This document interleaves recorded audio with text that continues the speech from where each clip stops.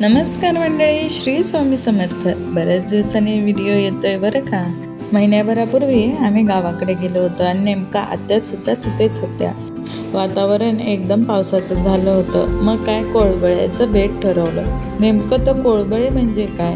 कोळबळे म्हणजे ज्वारीचं, गव्हाचं पीठ आणि बेसनचं पीठ सर्व एकजीव करून घ्यायचं। त्यामध्ये लसूण आणि जिरे, मीठ घालून मिक्सरला पल्स मोडला फिरवून घ्यायचं। आत्यांनी हे लसूण आणि जिरे हे सर्व पिठाला चोळून घेतलं आहे, कोरडंच। आणि पुन्हा त्यामध्ये मीठ, तेल, मिरची पावडर, अख्खी जिरे सर्व एकजीव करून घेतलेलं आहे।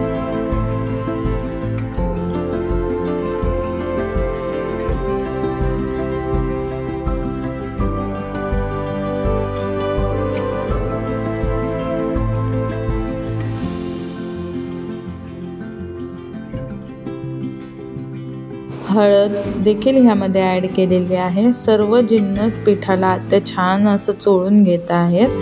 पुन्हा बारीक चिरलेली कोथिंबीर यामध्ये ॲड केलेली आहे।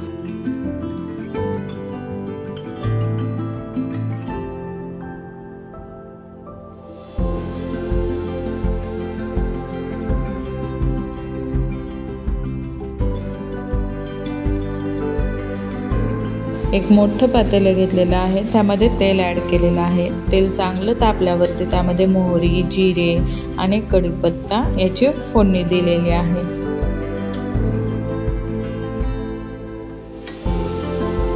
आपल्याला हव्या तशा कन्सिस्टन्सीमध्ये पाणी ॲड करायचं आहे। आम्हाला पातळ कोळबळे खूप छान वाटतात, म्हणून आम्ही जास्त पाणी ॲड केलेलं आहे आणि कोळबळ्याचं प्रमाण देखील आमचं जास्त आहे।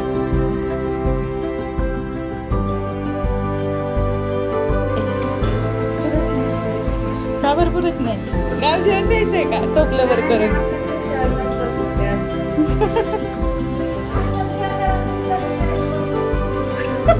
का दिलं सासूबाई?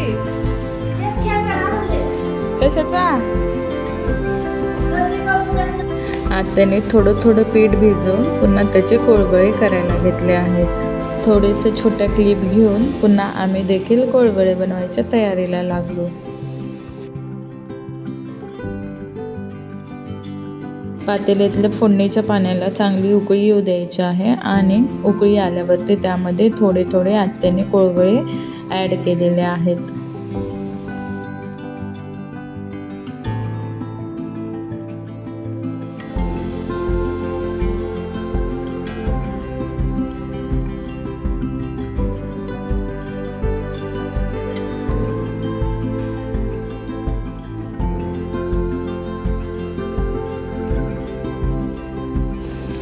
जसे उकळी येत होते पाण्याला तसं आम्ही त्यामध्ये कोळबळे ॲड करत होतो।